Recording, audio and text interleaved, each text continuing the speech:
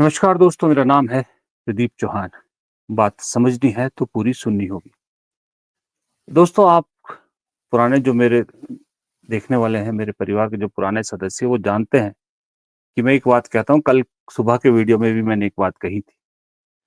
मैं firm believer हूँ, इसलिए मैं बार-बार कहता हूँ कि तस्वीरें बहुत कुछ बयाँ करती हैं।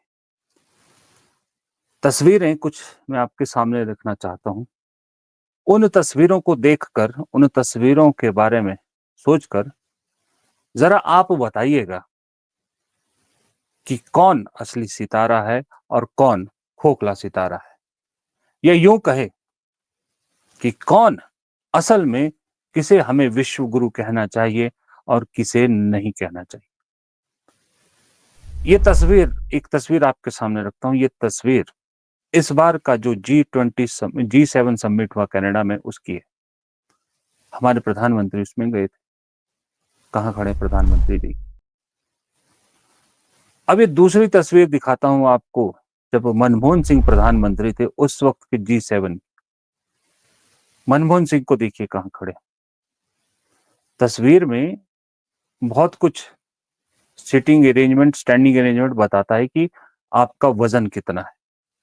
वज़न मतलब शारीरिक वज़न नहीं, आपके व्यक्तित्व का या आपके हैसियत कितनी। ये तस्वीरें आपने दोनों तस्वीरें बहुत देखी होंगी, कांग्रेस ने भी उस दिन शेयर की थी बहुत सारे लोगों ने। लेकिन मैं आपको एक और तस्वीर दिखाना चाहता हूँ। ये तस्वीर देखिए। इन तस्वीरों में एक चीज़ कॉमन है कि एक लीडर सेंटर में है और बाकी लीडर उसको सुन रहे हैं। लेकिन फ़र्क देखिए, एक तरफ है डोनाल्ड ट्रंप जो इस बार के G7 समिट में बैठे हुए हैं, बाकी बड़े-बड़े देशों के नेता उन्हें सुन रहे हैं, उनसे बात कर रहे हैं। और दूसरी तरफ कौन खड़ा है बीच में और कौन उसको सुन सुन रहा है? बीच में खड़े हैं मनमोहन सिंह, डॉक्टर मनमोहन सिंह, और लोग उनको सुन रहे हैं। इस तस्वीर से आप अंदाज़ा लगाइए, कौन सितारा है, कौन विश्व गुरु था, किसकी बात दुनिया सुनती थी? मैं क्या कहूँ, एक पुराना बयान उस वक़्त के जो अमेरिका के राष्ट्रपति थे ओबामा, बराक ओबामा, उन्हीं का बयान सुन लीजिए। उन्होंने तो खुद कहा था कि जब डॉक्टर सिंह बोलते हैं तो दुनिया सुनती है। And I can tell you that here at the G20, when the Prime Minister speaks, people listen, particularly because of his deep knowledge of economic issues. तो ये मैं नहीं कह रहा, बराक ओबामा ने कहा था उस वक़्त। ट्रंप आज बेशक वहाँ राष्ट्रपति हैं। भारत में अगर आज डॉक्टर मनमोहन सिंह जैसा प्रधानमंत्री होता, तो क्या ट्रंप में इतना दम होता कि वो ये कहता कि मैंने सीज़ फायर करवाया है, मैंने भारत पे दबाव डाला है, मैंने धंधे का वो जो है वो प्रेशर डाला। या सबसे बड़ी बात, क्या मनमोहन सिंह उस दबाव में आते, सीज़ फायर के दबाव में आते? कभी नहीं।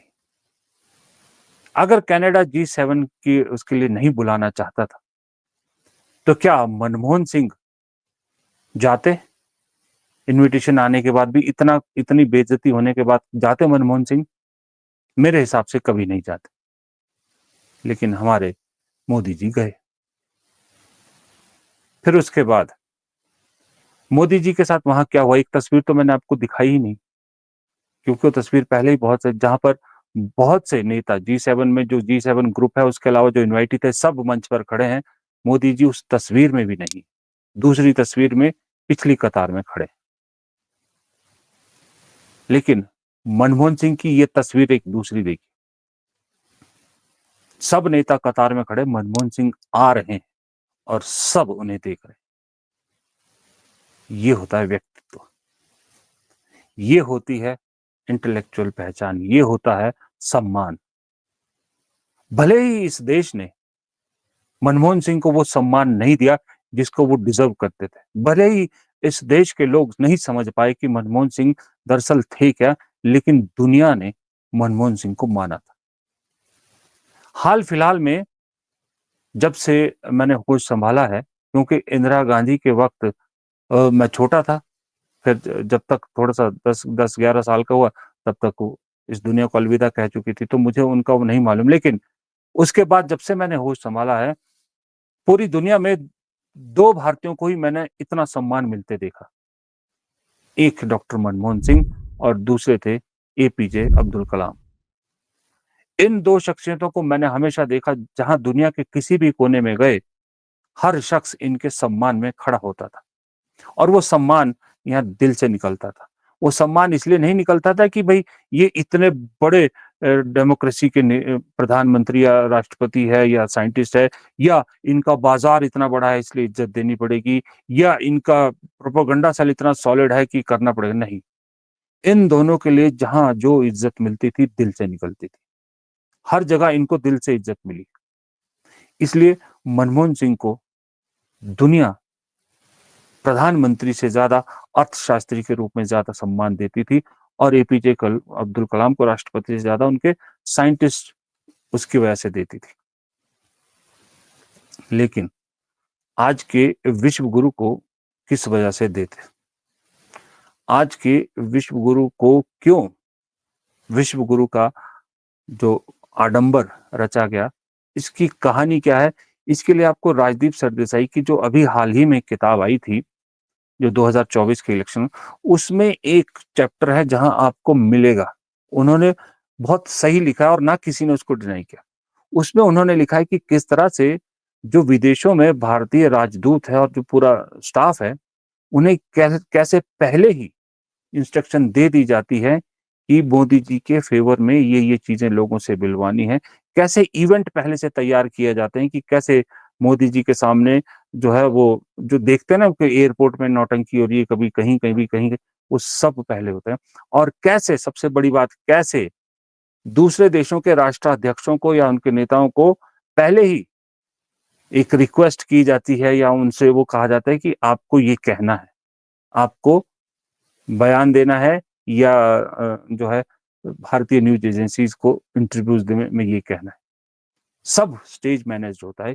ये राजदीप सरदेसाई की किताब में लिखा है, और किसी ने इस पे डिनाई भी नहीं किया, कोई वो नहीं कहा। इसका मतलब मामले में सच्चाई तो है। सोचिए, अगर मनमोहन सिंह ये मोदी जी वाला पूरा आडंबर रचते, इतना बड़ा टीम करते रखते अपने साथ, और इतना 8-8 कैमरों से एक एक कदम को शूट करते, तो आज मेरे हिसाब से मनमोहन सिंह के आसपास भी, मोदी जी तो छोड़िए, दुनिया का कोई नेता नहीं होता। भारत में आज मनमोहन सिंह शायद महात्मा गांधी से भी बड़े हो चुके होते, अगर वो ये सब नौटंकी करते जो अभी की जाती है, वो चीजों को बढ़ा चढ़ा कर की जाता। मनमोहन सिंह में तो वो काबिलियत थी, उनका तो वो स्टेचर था। यहाँ तो स्टेचर, झूठा स्टेचर क्रिएट किया गया। अभी कुछ दिन पहले प्रधानमंत्री जब G7 में गए थे, तो उनका एक इंग्लिश को लेके बहुत मजाक उड़ा। मैं उस चीज को नहीं मानता कि चलिए, भाषा का कोई वो नहीं है, भाषा में कोई, मुझे भी कोई सारी भाषाएं थोड़ी आती है। मैं भी हिंदी और इंग्लिश के अलावा तीसरी जुबान नहीं पढ़ सकता या बोल सकता। कुछ बोल सकता हूँ लेकिन पढ़ नहीं सकता, लिख नहीं सकता। वो कोई वो नहीं होता। लेकिन सवाल ये है कि आपका मजाक उड़ता क्यों है?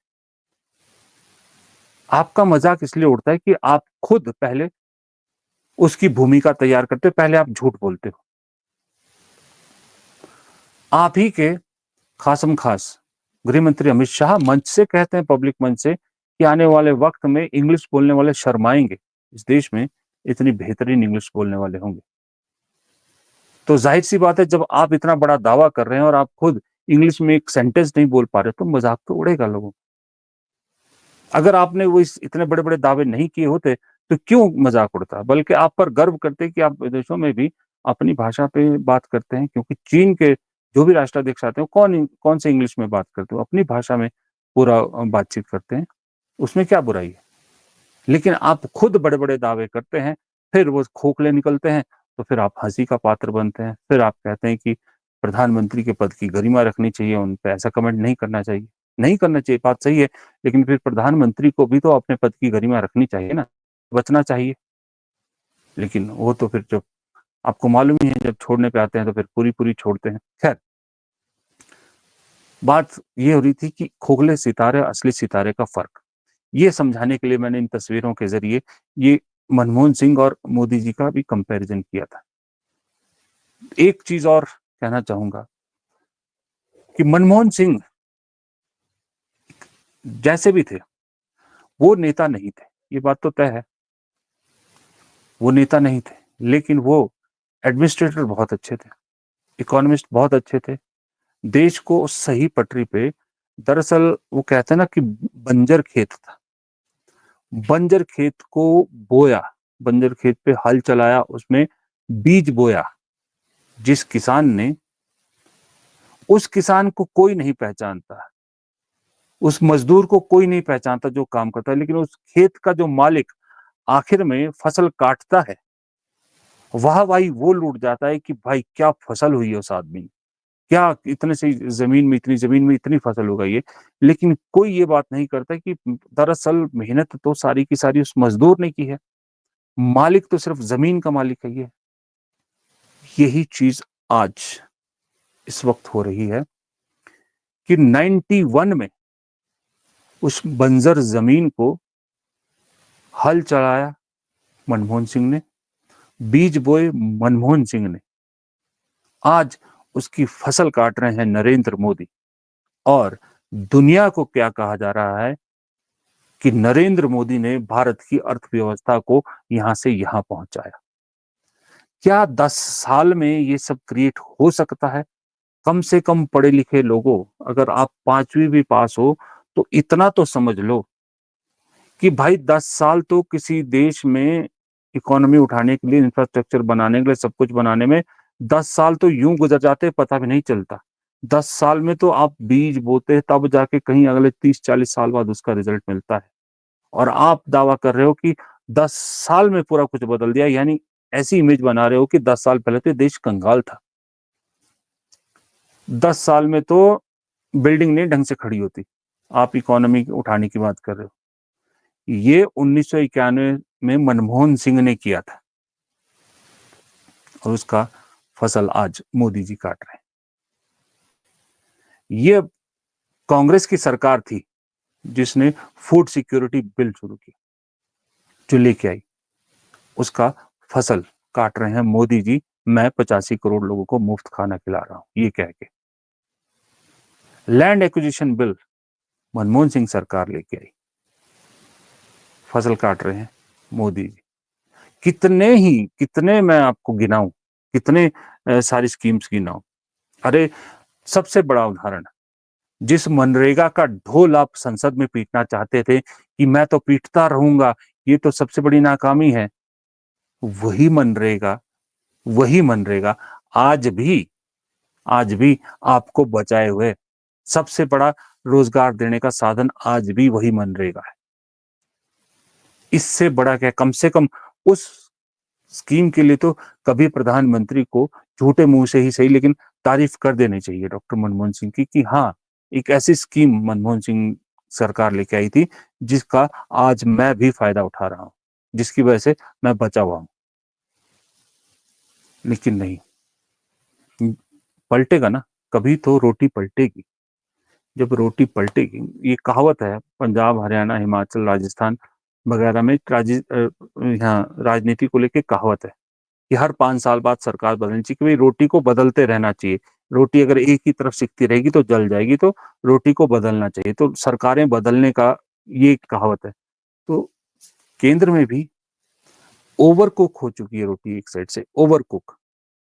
बदलेगी, जरूर बदलेगी रोटी, लेकिन जब बदलेगी रोटी तो वो जो नीचे जल चुकी रोटी है ना, वो दुनिया को दिखेगी, वो इस देश को दिखेगी कि दरअसल इन 11-12-15 सालों में ये कहा जा रहा था रोटी पक रही है, पक रही, पक रही, जल चुकी है। और क्या क्या जला उस रोटी के साथ, ये रोटी पलटने के बाद इस देश को जब दिखेगा तो ये देश पछताएगा बहुत। ये मैं आज कह के जा रहा हूं, आप लिख लीजिए, इस बात को नोट रखिएगा कि ये देश पछताएगा बहुत कि हमने अपनी आंखों पर जो पट्टी बांधी थी, उस पट्टी का खामियाजा आने वाली पुश्तें भुगतेंगी। नमस्कार।